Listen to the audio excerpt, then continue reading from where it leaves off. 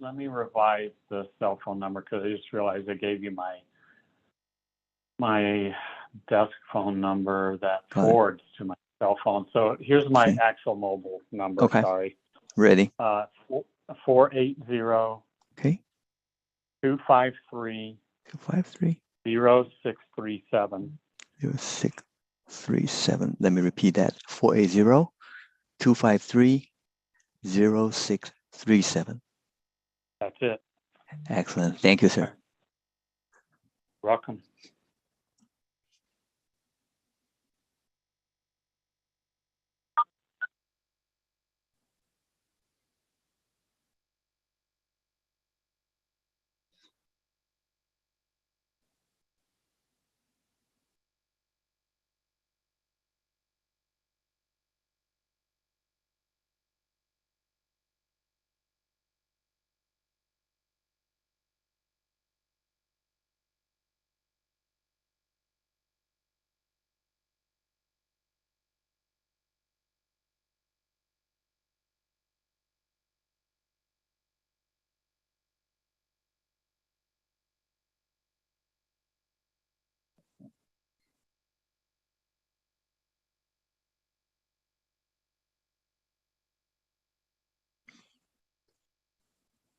Is Mr. Jeff King online?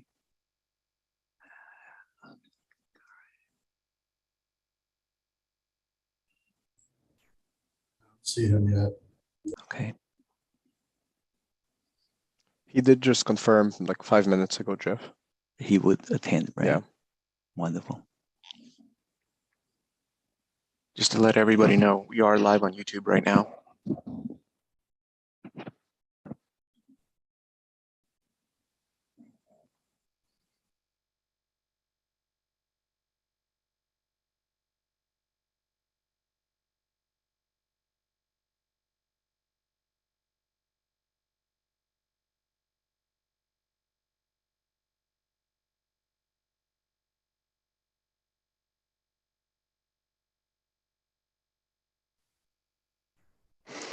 Jeff, this is Ryan. Just letting you know, sorry, I kickstarted the live stream, YouTube live stream a little early. Other than that, I have not started the recording yet for the meeting itself. Do you want me to hold off on that at all? I think let's hold off. Okay. But definitely I have to kickstart it before we start roll call. Absolutely. Thank you. Thank you, sir.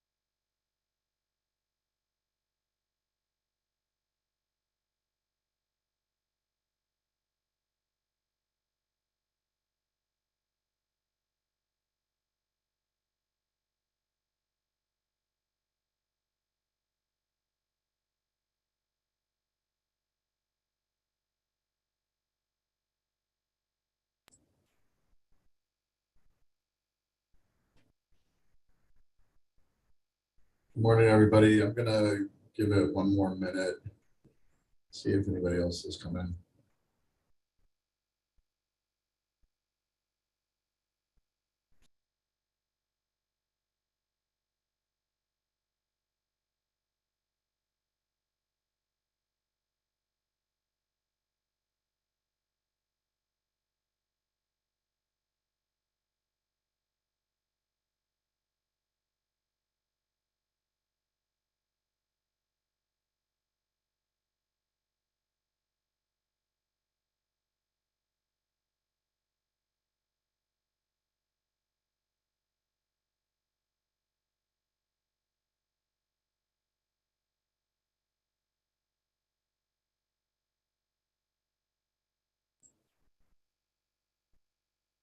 Okay, Ryan, can we go ahead and start the recording?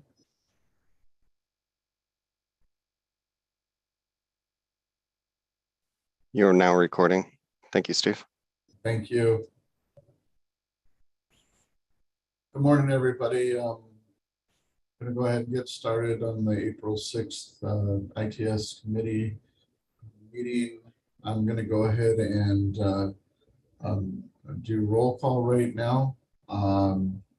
Just say here or hi or something when I call your name. I don't see Susan yet. Hugh Bigall. Here.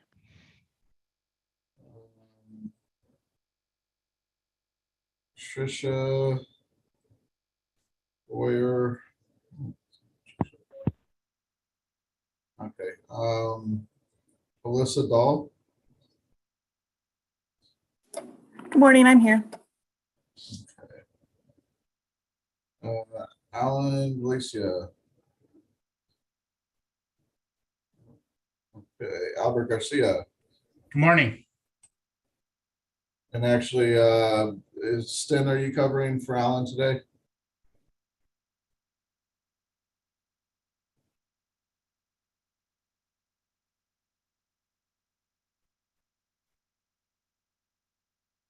Okay, we'll see later. Hong Ho.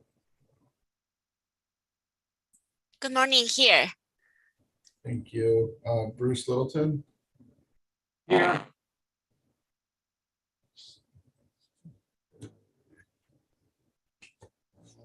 David Lucas. Here.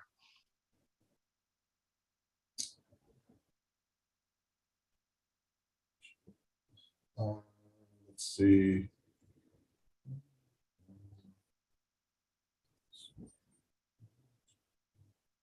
Mike Sutton.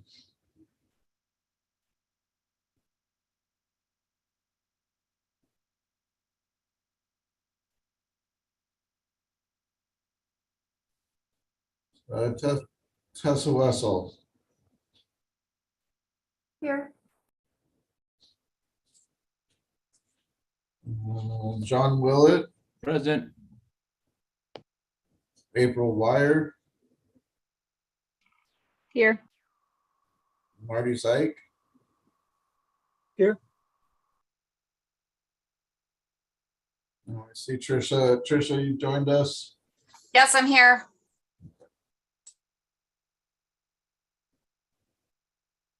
Just look through really quick. It looks like we've got a couple. Sten, you have your hand up. You're here. Yes, sir. Sorry about that. I couldn't get my microphone unmuted. I am here on Alan's behalf today. Okay, great. Thank you. And I see Marshall Regals showed up. That is correct.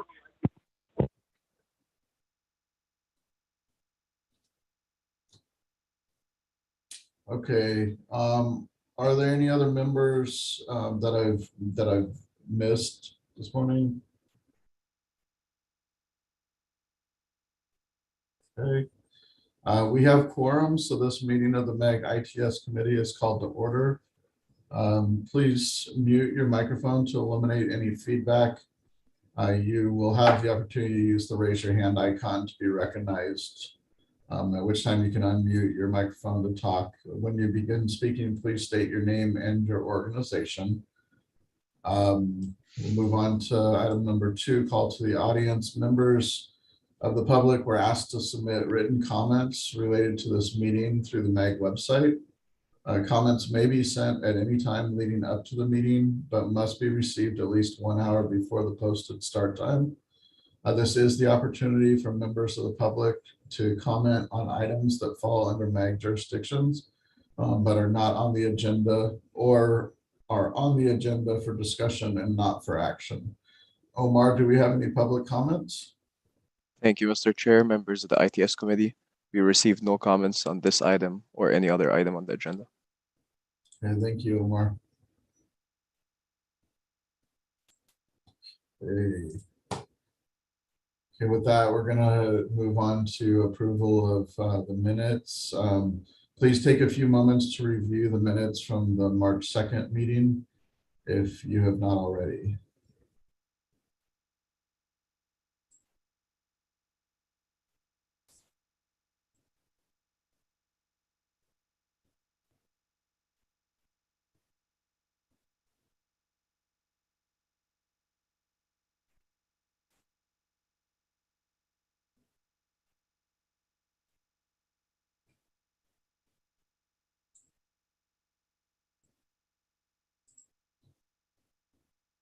Okay, does anybody have any revisions?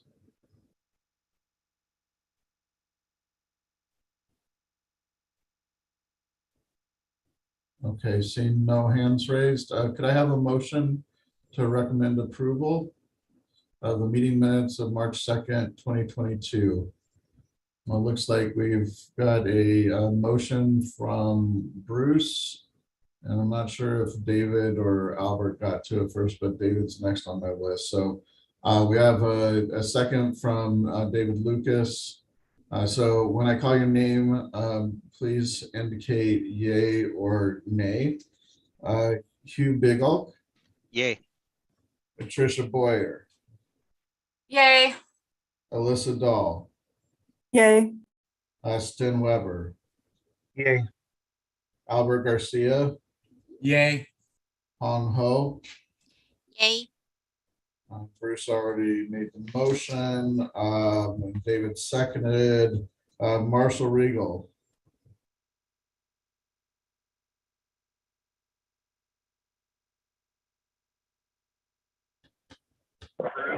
This is Marshall. I approve. Thank you, Marshall. Mike Sutton. Yay. Tessa Wessel. Yay. John Willett. Yay. April Wire. Yay. And Marty Zeig. Yay. Okay, with a motion and a second with members polled on the teleconference, the motion passes. With that, we're going to move on to item number 4, the program manager's report. The MAG TSM&O program manager, Jeff Jink, will now provide updates and a report to the committee. Jeff, it's all yours. Thank you, Mr. Chair. Good morning, members of committee. The first item on my report is the federal update.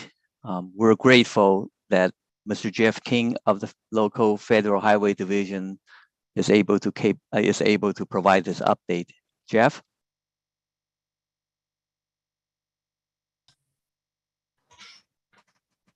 I just got on. Sorry, I had to go to Tony's calendar to steal the link for the meeting. I apologize if I forgot to forward you. No worries, no worries at all. So, good morning, everybody.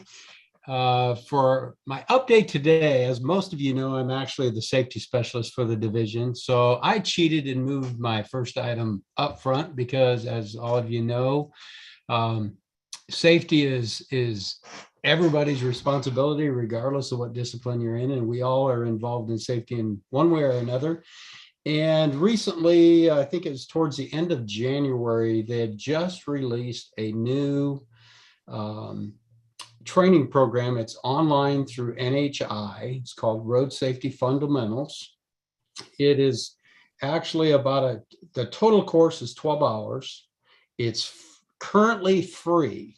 There is some talk that after it's been up a while and gets piloted, it may change and there could be a fee. But if you register now, you have 6 months to complete it. It's 12 hours, give or take an hour or so. It's 17 sessions, so you can do one session at a time. So anyway, I hope you all can take advantage of that and complete it over the next 6 months. My second bullet is the ITS JPO highlights. That's the link. There's a ton of information in there. A lot of it is from the past couple months, but there is one new item that was added last month. It's the NTSB V2X, or Vehicle to Infrastructure, Preserving the Future of Connected Vehicles. There's a total of four episodes. The first one is V2X, an overview, effective research in Wi-Fi interference. The second one is impact of the FCC actions and global advancements. The third one is infrastructure deployment and state DOT perspectives. And the final one is obstacles to deployment, and it features GM and Toyota's perspective. So hopefully you'll go take a look at those. And like I said, within the ITS JPO highlights, there's many of the things I've shared in the past months, but also that one new item with all the links there. So thank you, Jeff, and I will mute and listen to the rest of the meeting. Thanks. As usual, thank you, Jeff. Next item, please. Well, this is a follow-up to this decision that we all have to make in terms of moving into the hybrid meeting mode. And I'm pleased to report that MAC, in terms of the hybrid infrastructure, is ready to conduct the hybrid meeting effectively April 1st for all committees. And today and earlier, speaking to Chair McKenzie, that I think we will want to conduct a quick survey with all of you here in this meeting on the decision as to when we should start conducting the meeting in the hybrid mode, and any specific needs or concern or comments that you might have. Next item, please. So again, this is just a follow-up, and remind everyone this TSOP projects are going on. TSOP is an annual project, one of the major focus of the MAC TISMO program. And this year we got 9 projects, and we're racing to complete all of them by end of the fiscal year, which is June 30th. And where we stand now, this all projects are in green, meaning we are on schedule. Next item, please. This is a follow-up to the TIP fund repurposing working group discussions. As you know, that we have leftover from the last TIP call for projects, as well as a cost line items from the SMNO plan or phase 1 investment plan to implement the static wayfinding signs that need to be repurposed. So between the 2 line items, we have a total of $9.4 million that need to be repurposed. And we have conducted the first meeting back in March and on March 8th. And this was just to set the stage and talk about the overall strategy, how we're going to approach the things. So it was followed up by the second meeting that was conducted yesterday. And that purpose of the meeting was to review any proposed special projects. And there were a lot of useful discussions, and we received the proposal from the Loop 101 team on several projects that would enhance the existing Loop 101 mobility projects. And basically, the decision is that we are trying to shoot for or provide recommendations back to the ITS committee on the next ITS committee meeting, which is on May 5th. Next item, please.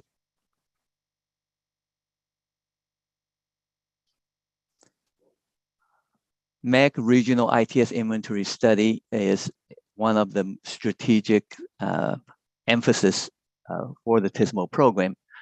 Basically, we strive to do better planning for our available resources. And also we want to do better programming of these projects.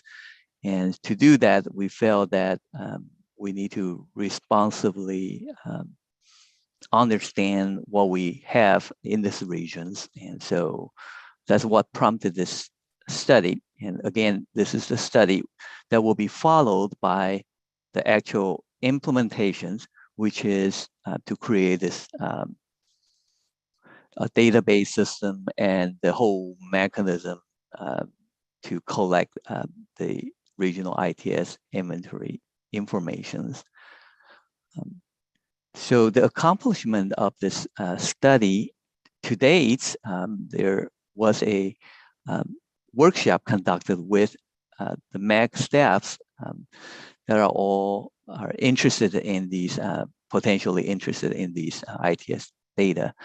And then there were several peer agency surveys that these are agencies that either have or considering similar system and data collections. And also we have out of that short list of the from the survey that we identified a few agencies for in-depth interviews. Also conducted was last week, there was a MAC agency workshop. There are actually 2 of them planned for this study, and this is one of the first, just to convey the rationale and solicit feedback from all of you. And it was conducted in our very first hybrid meeting.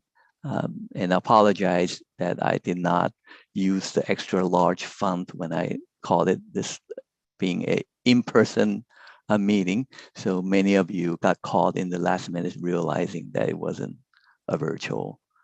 And gladly we were able to provide the virtual options for that. But we got a lot of great information. Upcoming in this study, we still need to do a few more peer agency interview. And out of this workshop, the member agency workshop, we have identified a few agencies for a more in-depth follow-up.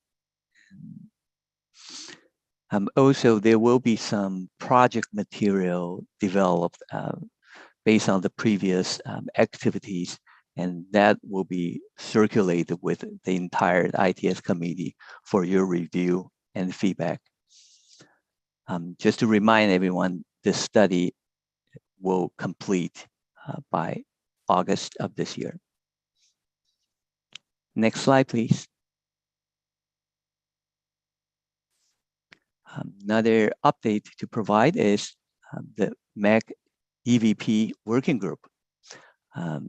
This is a very unique working group in that the contact itself is very unique.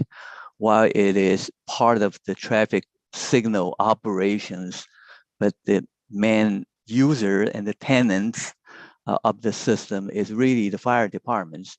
So there are collaborations needed between these different groups within a jurisdiction to make these things work. But the MAC Evp Working Group actually focus on beyond the, within the agency. Rather, we're focusing on things that will provide the mutual aid, meaning the fire engines and first responders. They frequently go outside of their jurisdiction. So what happened when you travel outside of your home jurisdiction, will those EVP system that was procured, and it was decided by every city, on a different system and configuration, would they still work? And that is really, the main thrust of the MAC EVP Working Group here. And want to advertise our next EVP Working Group meeting. If you not already participated, or if you know that your fire department might be interested again, is a very educational forum that we exchange and got educated on, because the entire EVP marketplace is changing, and you know, we at different agency, whether ITS or fire, we got hit by different vendor and all that. So this is a great forum that we all come to exchange and hear and synchronize and look for a potential opportunity, such as some limited scale pilot to improve the mutual aid operations. Again, I would like to kudos to Omar, who is overall leading the effort of planning for this EVP working group. I also like to thank David Lucas, who is the key planning committee members. And I'm sorry to lose Arthur Duck of Mesa, who has retired in January, and I think we're looking for other member agency to fill in that planning capacity. Next slide, please. Well, this one wasn't in the distributed agenda, and I would like to provide a quick cursory update on behalf of Ryan Gish and Eric Nava, who are actually leading this fiber upgrade task force efforts. So the narrative that I got is the Crane Creek project is about 90% complete. Contractor installed a majority of the fiber along the Ellsworth Road, but needs to pull the last segments on the Mesa and complete the splicing. Due to the scheduling and availability, we should be able to close this project by end of this month. I'd assume that's April. The next item is the Chandler. The fiber upgrade in Chandler occurred at the Loop 202 and the Price Road intersections, and the work will begin shortly and will provide the improvements on the RCN connection from ADOT to Chandler. And the third bullet is an update on the Tempe and Scottsdale fiber project. The objective is to connect between these two agencies, and currently where they stand is they are verifying the existing fiber pathway.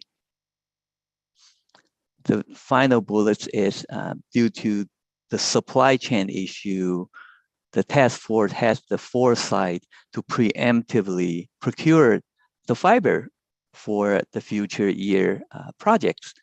So the purchase of the fiber has been processed last month. The expected delivery is about 8 months, and these fiber will be used hopefully for those projects that's within the fiscal year 2024.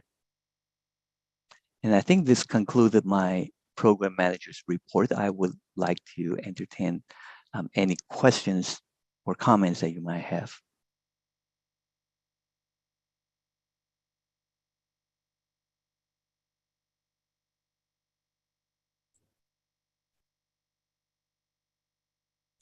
Seeing none. Thank you for your report, Jeff. Appreciate it. That will move on to item number 5. Arizona Department of Transportation procurement of the Regional Integrated Transportation Information System, also known as RITIS or RITIS, I'm not sure which. ADOT is procuring the Regional Integrated Transportation Information System, a system providing key transportation performance measures, monitoring dashboards, and visual analytics tools. The RITIS service will be available to all jurisdictions in the state of Arizona through this licensing agreement. I'd like to invite John Roberts with ADOT to present this item. John, it's all yours. Thank you. Good morning. Is someone oh, there we go. All right. Can you advance the slide, please? So at a high level and rather briefly, we're going to talk about the CAT Lab, which is an organization within the University of Maryland, get the RITIS tool suite from. We're going to talk about the value proposition and some of the next steps that are currently being done within ADOT. Also note that this is a decidedly ADOT-centric kind of presentation, adopted from a presentation I did internally for this project to get approval. And I'll talk about where we stand with it currently later in the presentation. So if you could advance the slide, please. So why did we consider the CAT Lab and RITIS? So Lab has a large experience and implementation base relative to transportation analytical tools and visual tools that already exist. It's the most comprehensive tool suite I've seen in the transportation space. The tools already use the NREX data that we use here in Arizona. So out of the box, we all would have access to the tools using the NREX data. The other thing we're looking at too is trying to fill gaps within some of our analytical tool availability, primarily around work zones and video wall management, different ITS feature operational and maintenance management, and TIM after action review and analytics. There's some other opportunities here, but I'll talk about those later. Next slide, please. So a little bit about the CAT Lab, if you're not familiar with them, they're an R&D lab that is located within the University of Maryland. And I'm not going to read through all of these, but the bottom line is they have a large focus on big data analytics, visualization, integrating disparate systems, and implementing solutions for performance management and analytics. So if we go to the next slide, I believe that is, yeah, so you get an idea of what the CAT Lab labor resources look like. So they have a fairly large group of professionals, including software developers, data science professionals, people that work in the human computer interface arena, program managers, network engineers, and so forth. And they additionally have, depending on the time of the year and so forth, around 30 to 60 students that come from different areas of like computer science, engineering, and HCI. And then a group of people that are affiliated researchers. So they're serious organization in the space. So next slide, please. So this gives you an idea of their current customers. To me, the most important takeaway here is that they have the RITIS platform working in over 40 state DOTs. Now, this is a little misleading. Some of this, for example, they show Arizona as someone that uses the RITIS platform, and we do through the NREX contract we have. But the tools that we have access to are a subset of what's available through the RITIS subscription that we're considering. So next slide, please.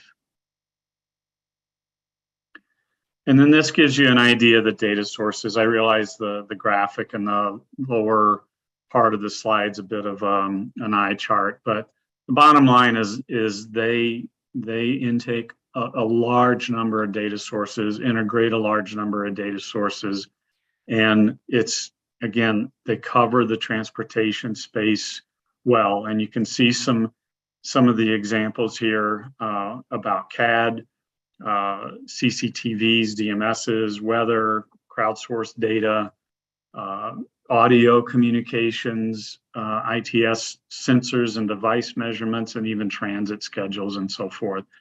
And if you look at they've done a lot of work in Maryland with, and you'll see an example of something they've done there here in a few minutes, but they have an incredible dashboard that they've built for the state that not only includes transit and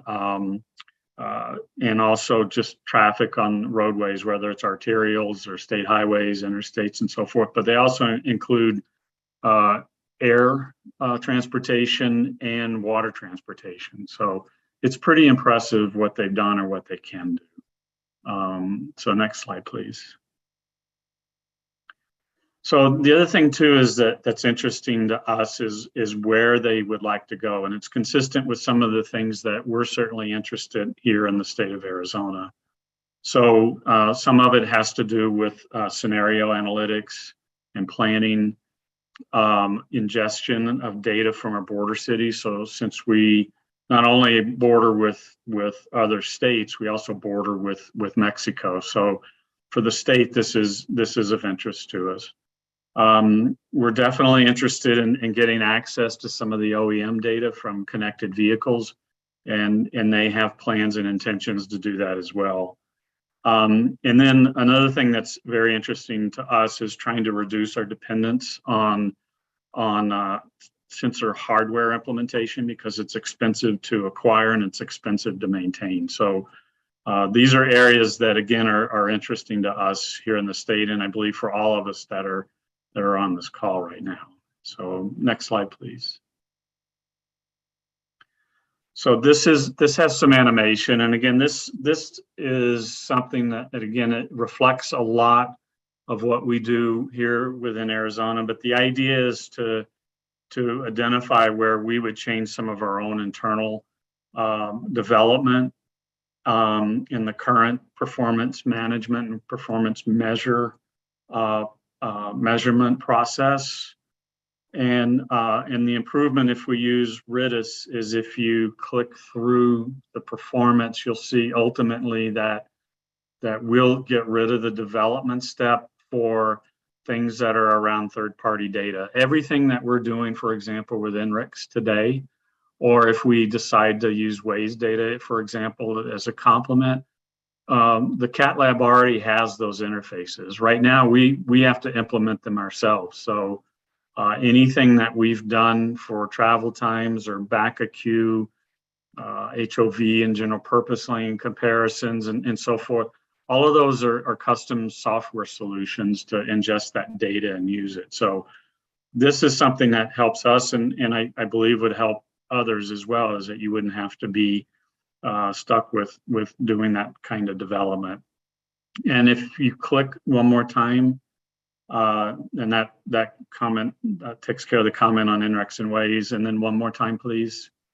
What it doesn't do is for CAD and RAD. So these are things that we would have to do our own custom solution. Now we already have APIs for these this software, and I would imagine within your jurisdictions and within McDOT, you have APIs as well that could be used for them to consume, but there's no guarantees that these are going to be free. So that may be a future financial consideration that all of us may need to consider if we ultimately adopt the solution. So next step, please, or next slide. Just a couple of examples of what's capable, or possible, I'm sorry. So this is a traffic incident management after action review. It can actually be done real time, or it can be done for after action reviews. And again, I know this is hard to read, but you can see all of these different input sources in one tool, where you have TOC communication, the notification, and the responders that arrive at the scene. You get lane status, so you can see where there's blockage and congestion and so forth. You get an idea of what the overhead message signs are, and then you can look at the queue speeds and queue and speed measurements. And you can look at this real time, or you can look at this as an after action review, but it's a very rich environment that, provided we have the data, because again, this is contingent upon us having the data for things like first responders, for example. You can see when they arrive, when the tow truck arrives, and so forth. So it's a very well thought out and capable tool that hopefully we get a chance to take advantage of. Next slide, please. And this gives you another idea of what they can do. And I think there's 4 clicks to proceed through the whole thing. But they have frameworks on actually doing reports on large events.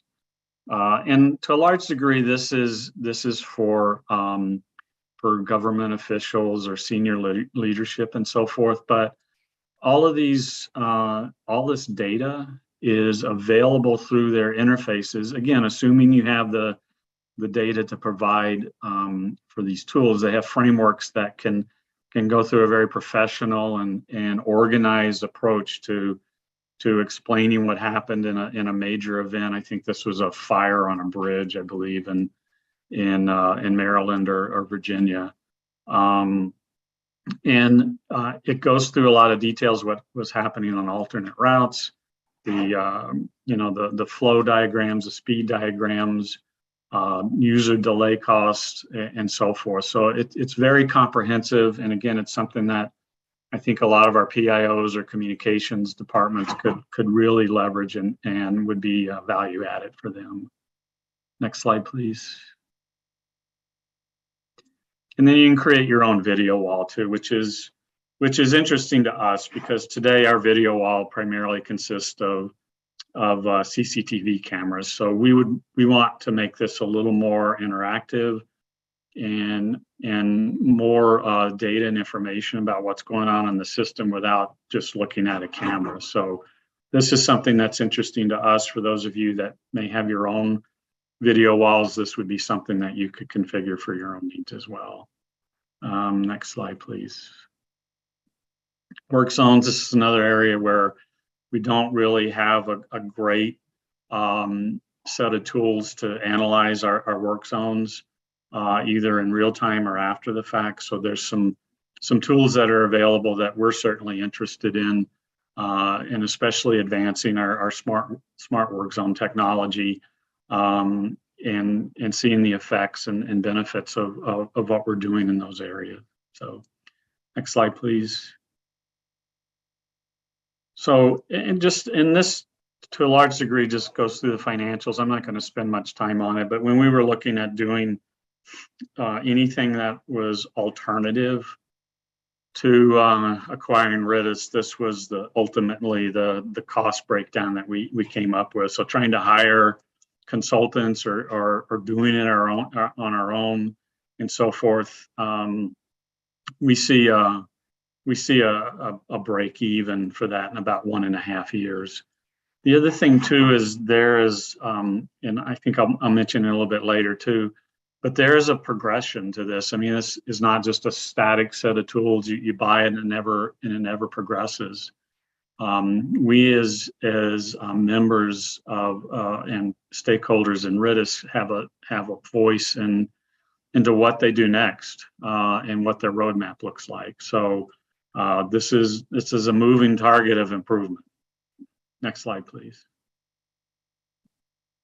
And just to drive home what we see as the value proposition, saving time and effort and improving our operational efficiency. It's already developed. We don't have to do anything except provide the data.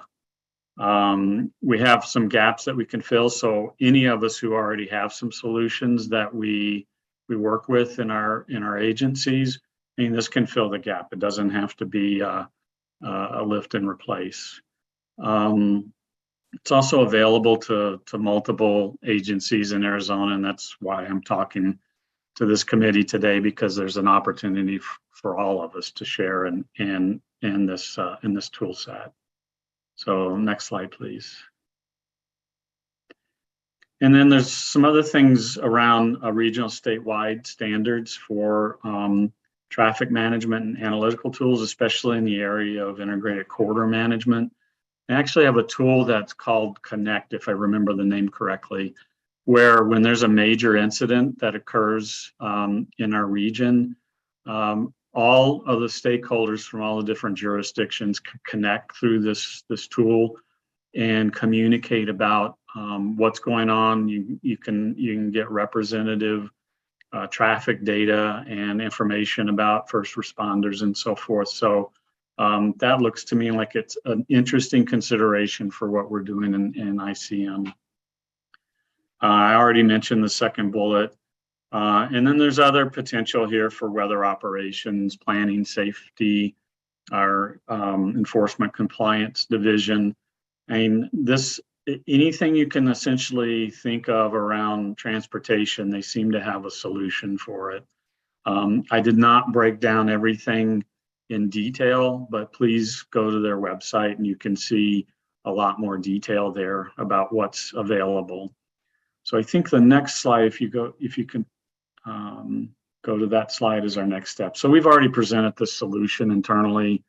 We have our funding approved. There's still a little bit of financial oversight and procurement oversight that we need to work through. But our thinking is once we get through that, and we're making an assumption we're going to be successful with that, this will be available so we can start using the NREX data as soon as possible. And it's about training the user community, and for us, at least internally, ingesting our Spillman CAD data, video wall implementation, RADS data, and then essentially just continuing to work through this solution and improve upon our performance measurement program. So hopefully that helps give an idea of what we're trying to do, what's available, and where we want to share this solution with people statewide, similar to what we did with NREX data. And I'm here for any questions that I can answer. If there's some specifics about the capabilities of tools, I can certainly get you in contact with some of the people from the CAT lab that are probably going to be better at answering any specific technical questions or capability questions about the tools. So that's all I have.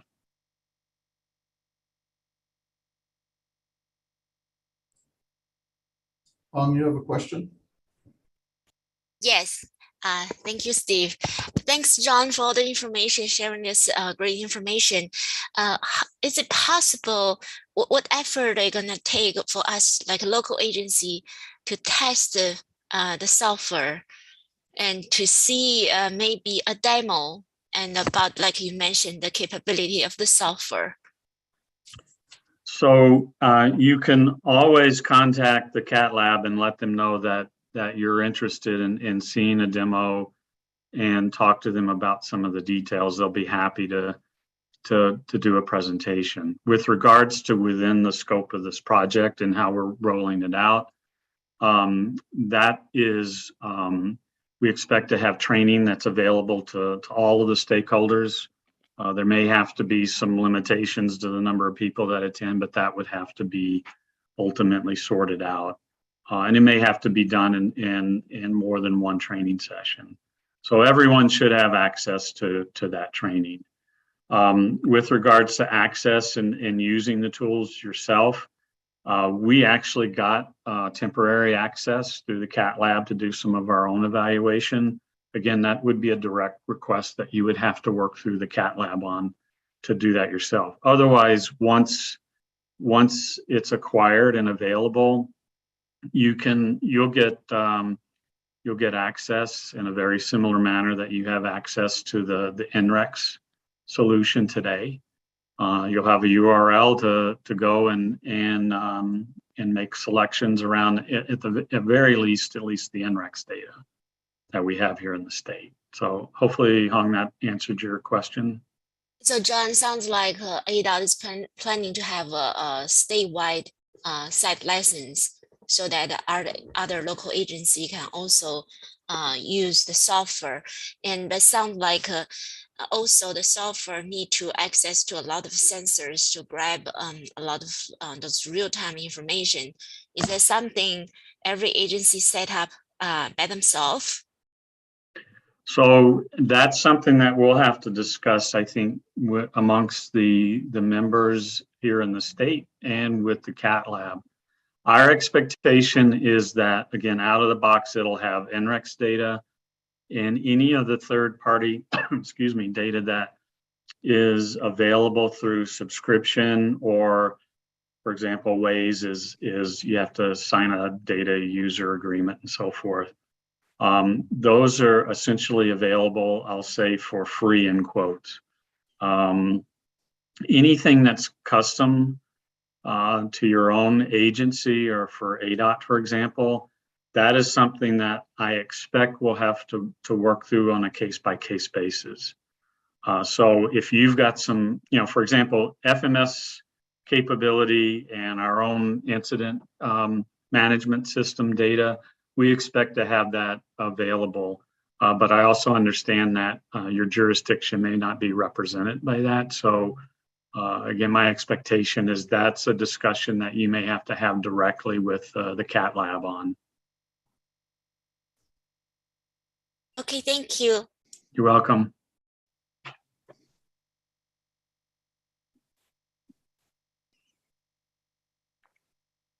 I must have put everyone else asleep. It looks like Jeff has a question. Okay. Yes.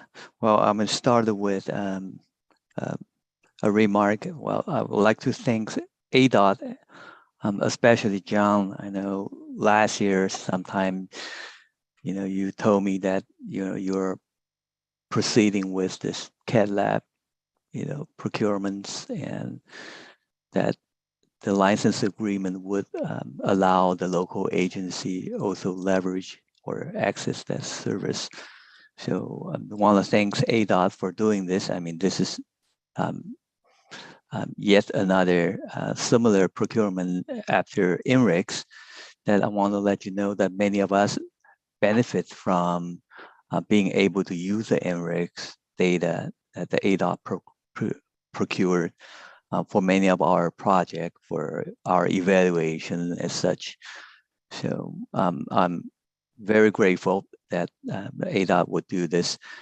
So I do have a few questions, but just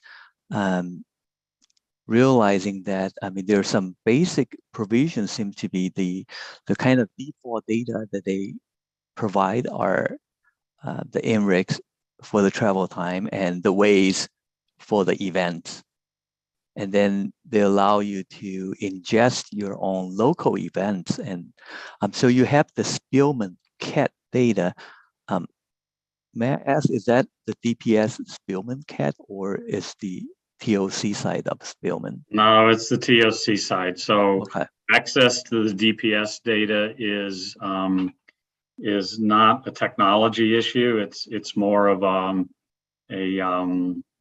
a process issue, let's call it. So that is not yet available for us to use. I see. So I'll be interested in seeing, for instance, this the interface, how it reconcile perhaps the same incident reported from different sources, from the crowdsource as well as the agency's own system and whatnot. But I'm really excited. I think this is a no-brainer decision, CAT Lab being the leader in the transportation analytics and all that. So, and also knowing that this subscription is really kind of, they have a shell that you could add more stuff to it, right? At cost, of course. So anything we do, I think this kind of provides a future opportunity for us to discuss as a region what kind of add-on that we could add to this, and so that we don't have to log into different websites and for the same purpose. And also, of course, we could also consider the future opportunity for funding these additional features and services. So again, thank John. Thank you so much. You've been, this is great stuff. You're welcome. And one other comment to what you said, Jeff. I specifically called out Waze and INREX because that's data we have or we're considering in the short term. But if you already are ingesting here or TomTom or some other third-party data, my understanding, talking to the Cat Lab, they already have those APIs set up. So it's really just a matter of making sure you paid for the data, and then you can ingest that data as well. Looks like April has her hand up. Yeah, I was thinking about the conversation that happened, just Hong's questions and whatnot, and thinking about RADS, and RADS is ingesting all this event data from the local agencies and whatnot. So I think this is a future conversation, but I think there's great opportunities for this RITA system to be ingesting RADS data and populating that in as, having a use case for not having to reach out to all the local agencies separately, but that's already being done through RADS. So just that comment. I think that's a great idea, and it's something that, I was thinking about too, as well, April. So good point. It's like Marshall has his hand up. Marshall, if you're talking, you're muted. Hi, John. I noticed that Econolite was a partner in this. We're putting in the Econolite ATS-PM system, so I'm wondering where that ingestion of their data is fitting in on all this, and were you aware of the fact that we're installing that ATS-PM system townwide? I was not aware of the ATMS being installed. I do know that we're interested in their signal analytics capability. Bruce Dressel, our signal manager, had taken a look at it. We decided to take that direction rather than acquiring the NREX solution. And at least so again, that's part of the suite if we acquire the suite. So, but exactly what you're doing in comparison to what's the capability of the RITIS tools are, I can't comment on that.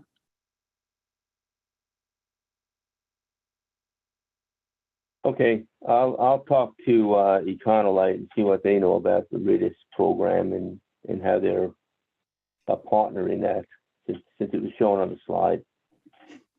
Okay.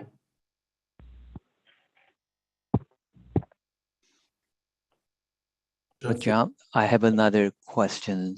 You just mentioned the signal performance, and are you referring to the vehicle trajectory data or WAGEL data based on analytics? No, I'm not referring to that specifically. Although my understanding in conversations with the Cat Lab, that's another data source that's available. But I'm not a signals person, so I can't really comment on the capabilities of what they're doing versus what signal engineers might need to work on. So I'm unfortunately not the right guy to talk to that. Okay, thank you. Sure.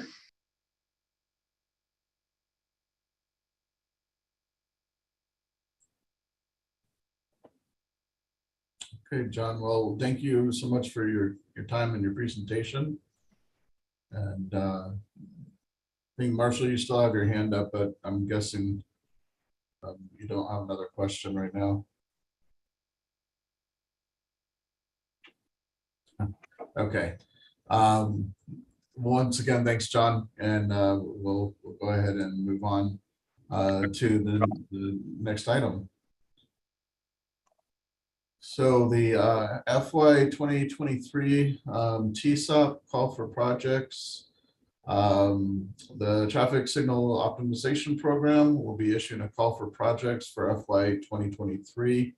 MAG staff will present an overview of the FY 2023 program year for TSOP projects, including a summary of the new program elements and project workflow. I'd like to invite Eric Nava to present this item. Eric, it's all yours. Thank you, Mr. Chair. Thank you, members of the ITS committee. Today, I'll just be providing an overview of the next call for projects for the FY 2023 year for these TSOP projects. Now, currently, we're in our FY 22 projects. And as Jeff showed in his program manager report, those projects are being wrapped up right now and should be on schedule to be completed by the June 30th deadline.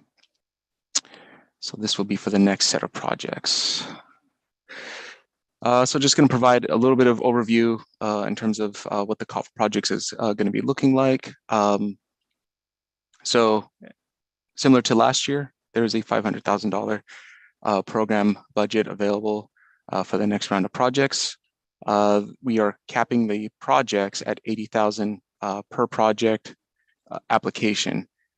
These may be single agency or multi-agency projects, but the application or each project will be capped at $80,000.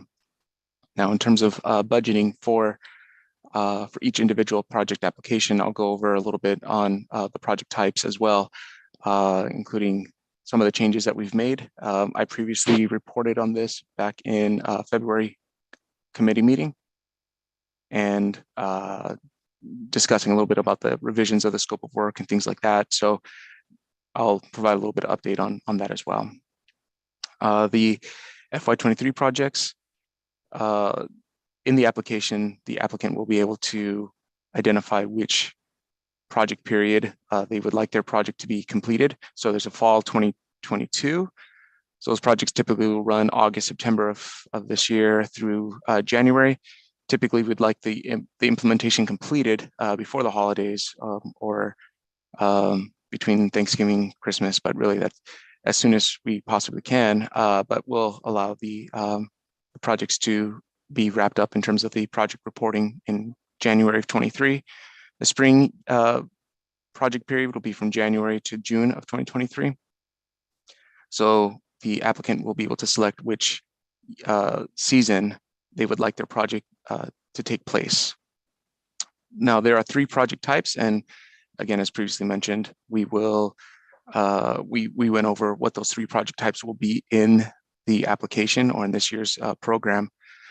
But the 3 project types are as a complete signal retiming, so it's our traditional TSOP, and I'll entail a little bit of what that includes. Turning movement counts only, as well as a transsync optimization type of project. So what we went over in February committee meeting, here are some of the quick summaries of what's new, is there are a little bit of cost increases that have gone on. So in recognition of that, we are making adjustments to essentially what the unit cost is for each intersection that will be implemented into the application. In terms of those costs, we're looking approximately about a 10% increase on some of those intersection costs and turning movement count costs, because things have just gotten more expensive on those, as well as in the application, we'll have local agency commitment responsibilities. When we do the call for projects, it typically goes out as a call to MAG Management Committee and ITS Committee. There are attachments to that call for projects letter and the application, but we'll be putting that in also in the application, identifying what the commitments and responsibilities are to the local agency, including having someone assigned as the project manager who the consultant and MAG project manager can contact, as well as being available for those implementations and fine-tuning of the corridors for the signal timing, and commitments to looking at the traffic detection, as well as making sure that the detections are working as best as possible, as well as, excuse me, looking at the means of communication to those signals to make sure that everything runs in a coordinated fashion as intended when developing the new timing plans. And again, the new project category being the transsync type of project. Now, speaking of that transsync project, again, that is what is new to this to the program is the use of the TransSync tool exclusively. By that, what we mean is we will have a dedicated category of a project in which the applicant can use or can select a project or a corridor of a certain length and with certain conditions that essentially is just providing diagnostics to an already existing coordinated corridor that maybe is just not running as fine-tuned as it can, using the TransSync tool, which is largely its intended purpose is to do real-time diagnostics and providing fine-tuning recommendations, implementing those recommendations in the field. So these are supposed to be more quick action, 2-week, 3-week changes to a corridor. So it's not going to be a full-blown TSOP traditional type of project. And then some revisions to the scope of work. We're streamlining a little bit more of some of the activities and again, trying to focus more on the implementation and the fine tuning of these developed corridors or the corridors that will be developing new signal timing plans. What that essentially means is we'll be reducing the amount of effort on the consultant side to provide crash data analysis, and we'll be providing more of the summary tables to those corridors as opposed to the consultant doing those. But again, making more of a focus on the implementation and fine tuning, providing more resources in terms of budget to be working fully on that, giving up to two days for on-field implementation and fine tuning, as well as the INRIX reporting. Now, part of what because we will begin having these TransSync type of projects, we will not be doing necessarily the type of projects that, or the project that will typically does the performance evaluation for, let's say, 3 projects. That's typically what we've done. And then they will also do INRIX for all the projects. And that's typically done by an exclusive, a single consultant doing that type of work.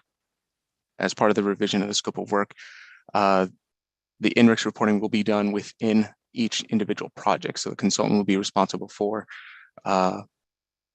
doing the full on TransSync or TSOP type of project. And as part of their tech memo, there will be INRIX reporting of each of those projects. So the 3 project types. The first one, just going over high level really quickly, what is expected in a complete retiming project or our typical TSOP type of project. We will be collecting turning movement counts.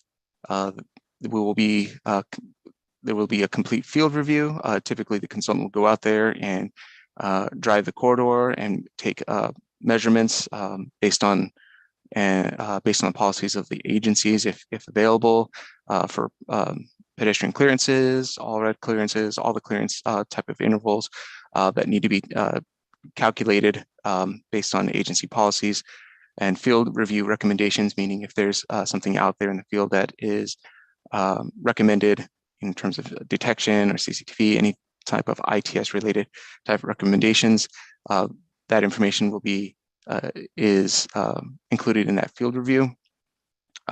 Historic crash data analysis for recommendations on signal operations.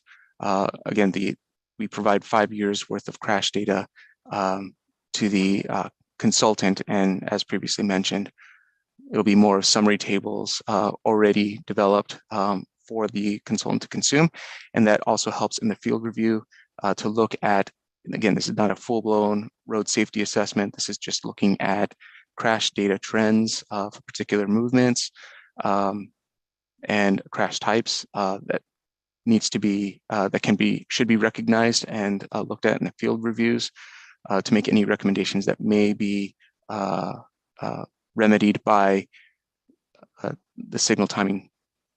There's signal timing developments, again, having the synchro networks developed for both the existing and the new draft signal timing plans. The field implementation fine-tuning, the use of TransSync will be used for that diagnostics, the fine-tuning portion of the project. So towards the end of the project, making sure that with TransSync, you can import the recommended synchro timing plans, and you can run using the iPads through the corridor to see if the coordination and essentially through the time-space diagrams, through the bandwidths, to see whether we're running or the signal timing plans are running as expected out in the field. So that provides a diagnostics and fine-tuning, and we'll be using TransSync for that. And then providing a technical memo. And again, really trying to streamline a little bit more on the tech memo.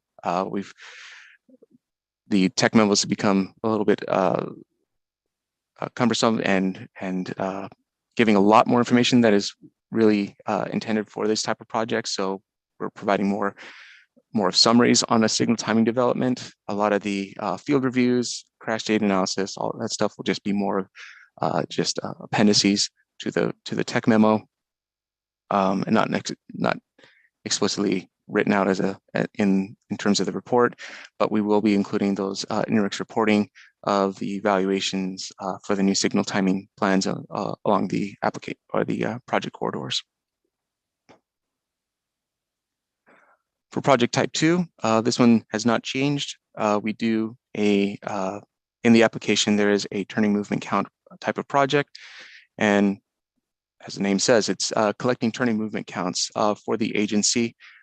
This is for the agency that chooses to perform their own signal timing development or reoptimization. So the agency will be responsible for developing those new timing plans and implementing them within the project period. So the expectation is the agency will put that in within the current year, the FY23 year, as well as performing a performance analysis or evaluation of the corridor. Doesn't necessarily mean you need to use TransSync or anything like that, as we've previously done, but just being able to perform and report on the improvements to the corridor based on the implemented new timing plans, and that report should be provided to MAG. Now, the new project type is the TransSync optimization. We've gone over quite a bit in the past about what TransSync is and its original intended use. The last few years, we've been using TransSync as more of the performance evaluation tool of choice. The consultant would go out and drive the before corridor, and then once timing plans have been implemented on specific projects, the consultant would go out and perform the after evaluation with the TransSync M, or the iPad version of the software. Now, the tool itself is used as its primary purpose is addressing issues, more of a diagnostics and recommendation tool in terms of fine-tuning existing coordinated signal timing plans through a corridor. So we really want to begin to use that software. There have been a handful of agencies that have began to get training on this software. So I think the growth and interest in the software, using it for that purpose, I think is starting to grow. So we'd like to make that as an opportunity in our program. We will be providing the software and those devices, the iPad devices, to the consultants on a lending basis for their intended projects. The projects suitable for what we would call it TSOP Lite, but we're just for now just TransSync optimization project. It's for existing corridor timing plans. So the corridor must have an existing timing plan, but just maybe needs that fine tuning and adjustments to the offsets and splits. Timing should be done with at least the last 5 years. And again, it's diagnostics and evaluation of existing corridor plan or coordination plans. So the project, in terms of its difference between a normal TSOP type of project, is we are not collecting those turning movement counts. We are not doing historic analysis, crash data analysis, or those field reviews and measurements. So in that case, the expectation is that the agency is comfortable with its existing clearances and not needing to take additional measurements. The cycle length is essentially fixed. We're not expecting free signals running free. And the synchro, we're not going to be developing those synchro networks. It is best that the agency may have a synchro network available, but there is a method in which you can develop the signals, basically the control plans in TransSync, but it's best that we can import those synchro files, but we will not be developing those synchro files for this type of project. So again, these are really quick shot, 2-3 week turnaround type of projects. And that coordination between agency and the consultant who's running the TransSync software is of utmost importance in making sure that this type of project works. So essentially, this is what is somewhat included in the project. Is there will be before evaluation drive-through. They'll be driving through multiple times. Jim Decker is essentially doing a lot of this as well. So he'll be providing additional input as well as all the other projects. There will be recommendations of adjusting certain offsets and splits. It's also expected on the agency side that all detection is working as accordingly, and communication is to those signals. And then we'll be providing, as you drive through, and based on those adjustments, providing real-time after drive-through evaluation, making sure through what is a real-time time-space diagram as the vehicle is the trajectory driving through those corridors, making sure that the timing plans are working as intended in the diagnostics portion of the project. So for the program scheduling, now we will have application presentations. So what I did forget on this is when the call for projects will be. We're looking at releasing that call for projects next week. And so we'll have essentially about a 2-week turnaround for applications to be submitted. MAG staff, so it includes myself and Omar, will be reviewing all the applications to make sure all the I's are dotted and T's are crossed, and making sure that the categories are well intended and all the pieces are basically in place to make sure that each project works as is programmed as intended for each selected category. So we'll have presentation of the applications at the next ITS committee meeting. Now, what's happened in the past, in the last few cycles, is that all the applications that were received, basically the budget for the program, there was enough budget to include all of those applications as projects. But in the situation that we received too many, or the projects budgets exceed our program budget, we may need to use the June ITS committee meeting to make that final recommendation once we go through that ranking process. But again, that kind of needs to float a little bit until we find out the number of applications. But essentially, the whole MAG committee approval process will go through the months of June through August, possibly September. So that is something to keep in mind as we try to basically work with the recommendations schedule. And so the fall projects, as previously mentioned, will be August, September, depending on final recommendations, through January, and the spring will be from January through June of next year. Now, one thing that, again, is we now are transitioning into a new category in our TSOP program. In the program of having TransSync optimization projects, we will be providing TransSync training for those type of projects. We are making this available to all of our member agencies as well as our on-call consultants. So Omar has been leading the effort in developing that training to get that executed. It will be, as of right now, virtual, but we are now that MAG's offices have been open starting this month for meetings, and we've been meeting for other working groups, this may potentially go to an in-person or hybrid meeting. But we want to train the consultants on the use of TransSync and get some hands-on work with that as best as we can with our consultant on how to become familiar with the software, both on the desktop version and the mobile version, and all the tools and mechanisms that are needed for this type of project. And here's an overview of what that agenda. We did go over this back in February, but just wanted to show this one last time again.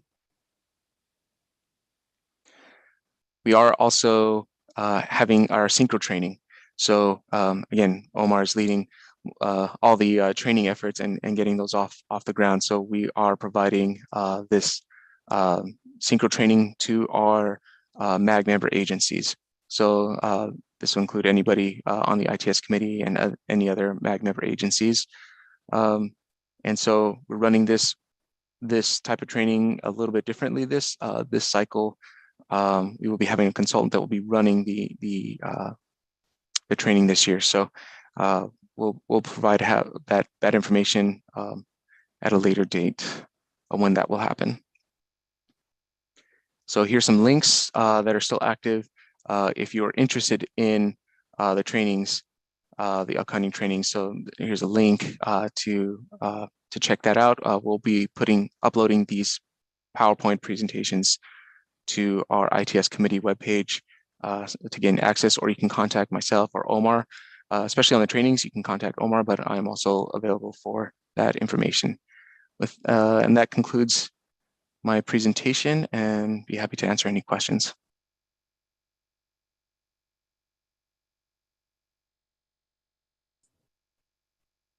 Thank you, Eric. It looks like Jeff has a question. You're muted, Jeff. Sorry, I just want to thank Eric and Omar, the entire group, three of us have worked hard in revamping this TSOP workflow, as we call it. I want to point out a few things that, yes, we are bringing the TransSync as a tool into the TSOP retiming routine.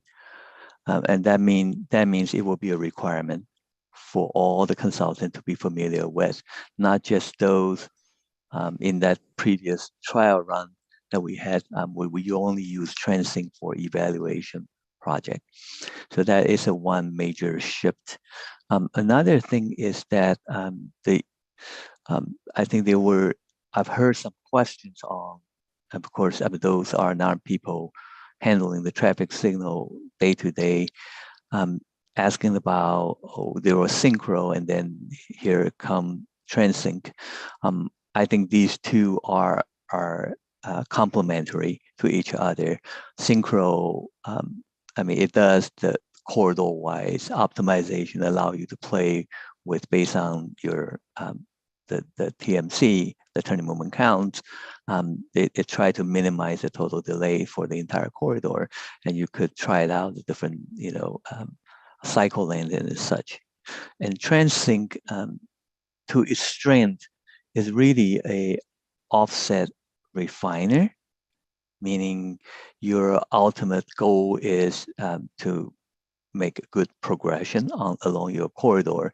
And as we all know, that TransSync, with that visual overlay of the time-space diagram and all that, you could actually see in your particular trip how well, how the delay relates to your signal timing. And then with that, you could adjust the offset accordingly, and probably not everything else, right? So, and I praise Eric for making many sensible decisions in this revised work scope. For instance, we now try to reduce the burden of consultant trying to do a section of the safety analysis for the sake of it. Actually, the motive was just for someone to take a look if there are any traffic signal related safety issues and all that. So with these revised workflow, we now can spend the money right on the point of what we're looking for, which is a better progression, better coordination along the corridor. So, I mean, again, thanks, Eric. I know, I mean, we've been, and even with the implementation of this new wave of TSOP, we also are trying to raise for this narrow window up to get the consultant trained and everything else and administer the new workflow. So thanks to everyone for your patience of bearing with us, but this is one of the important steps for the TSOP program. And we promise that there will be a future enhancement, and we're gonna try to leverage the available funding we have to maximize the benefit. So, thank you. Thank you, Jeff. Mike, you had a question? Yeah, I just wanted, and I agree with all of that. You know, I think this is going in the right direction for the most part with everything. So thanks for everyone's efforts. But nothing's changed with the application, I'm assuming, and I'm assuming that an email is going to go out with a request for applications, or do we just? I'm just trying to remember. Do I need to remember to submit something? Thank you, Mr. Chair. Thank you, Mike, for the question. Yes, so there will be emails that will go out. It's an attached letter with the application that will be sent out next week. That includes the application, and then you will be submitting it via email to myself. And yeah, that should be it.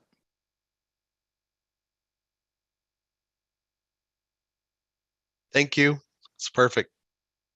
Thank you, Mike.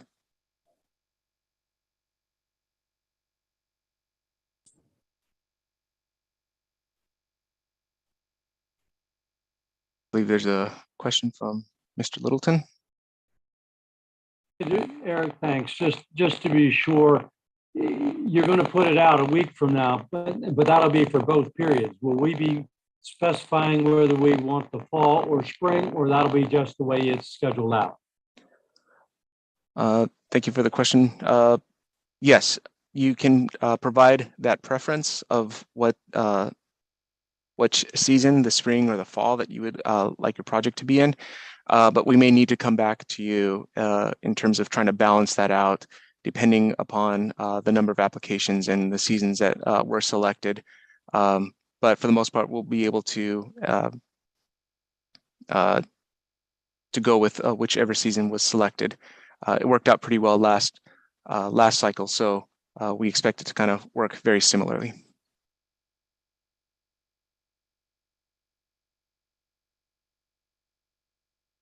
Okay, Jeff, you have one more question? A question to Eric, that roughly how long the agency have in terms of responding to the call for project.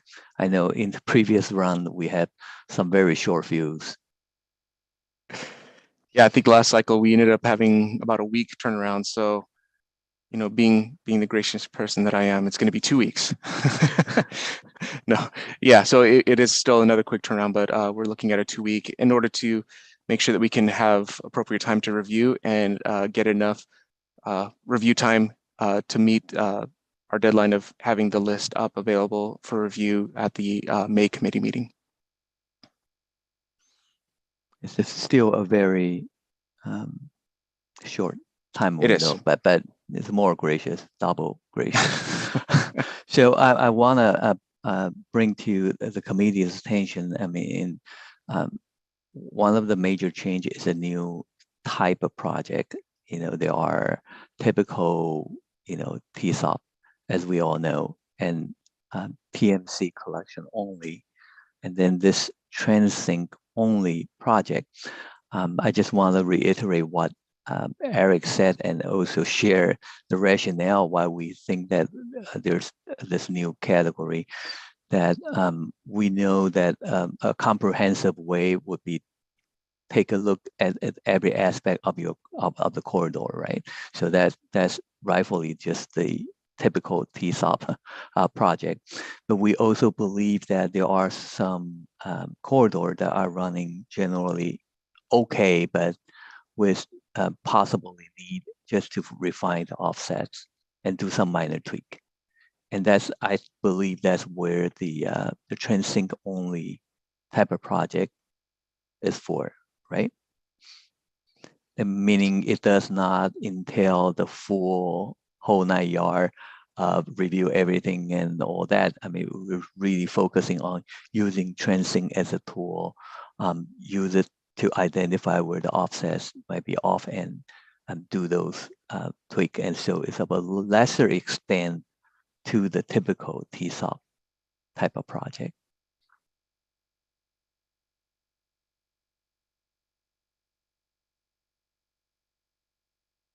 Thank you, Jeff. I'm not seeing any more questions. So with that, thank you, Eric, for the presentation. Encourage people to get moving on those applications as soon as the letter gets out next week. And then we'll go ahead and move on to item number 7. Does any member of the ITS committee have topics or issues of interest that you would like to have considered for discussion at a future meeting? If so, please indicate so by raising your hand.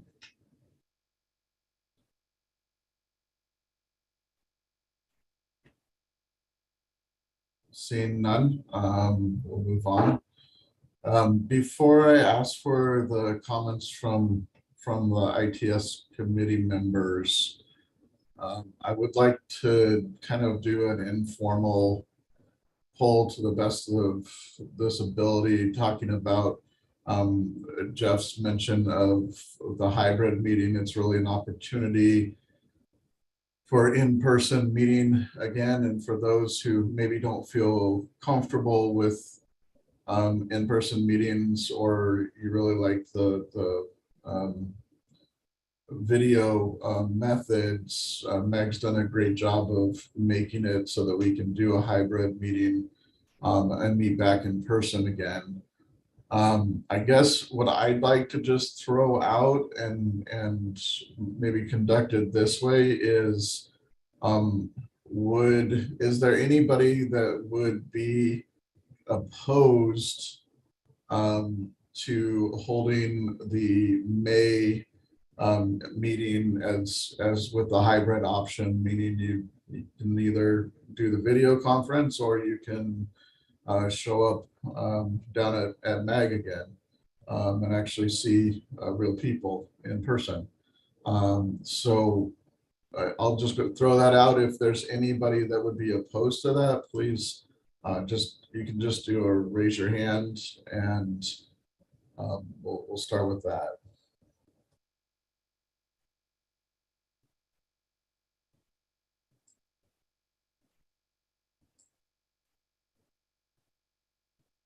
Okay, either nobody wants to be singled out, or everybody's okay with going to the hybrid. So Jeff, if you're okay, I think we got our answer, and we can plan on next month's meeting being a hybrid. Will do. Thank you, sir. Thank you. So now I will go ahead and start with comments from the ITS committee members. This is your opportunity to share any projects going on, and I'll go ahead and just start down the list. Susan Anderson. Hey, good morning, everyone. I have no update today. Thank you. Okay, thank you, Susan. Hugh? Nothing today for Goodyear. Thank you. Okay, thank you, Hugh. Trisha? No update for Mesa today. Okay. Alyssa? No update from Chandler. Thank you. Okay, thank you. Sten? No update for Glendale. Okay, thank you. Albert? No update for Surprise. Okay. Hong? No update from Scottsdale. Thank you. Okay, thank you. Bruce? No update for Phoenix. Okay. David, Lucas? No update from Tempe. Okay. I'm next on my list. So for City of Peoria, just a quick update. We energized our 134th signal yesterday, and our 135th signal is being energized today. We've got 2 more coming online in the next month or 2.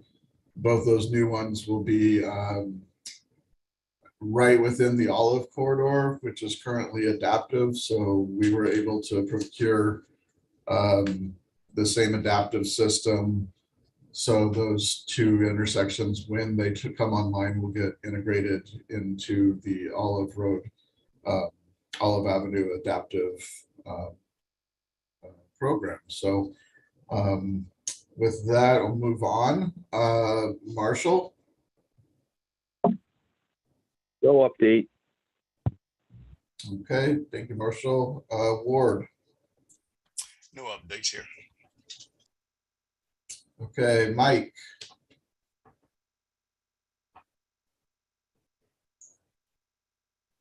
Okay. Tessa? No update. Sorry, Steve. My thing wouldn't shut off. Okay, thanks, Mike. Tessa?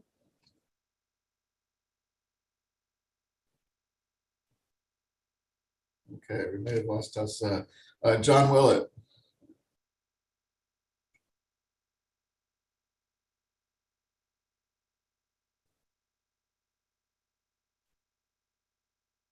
John?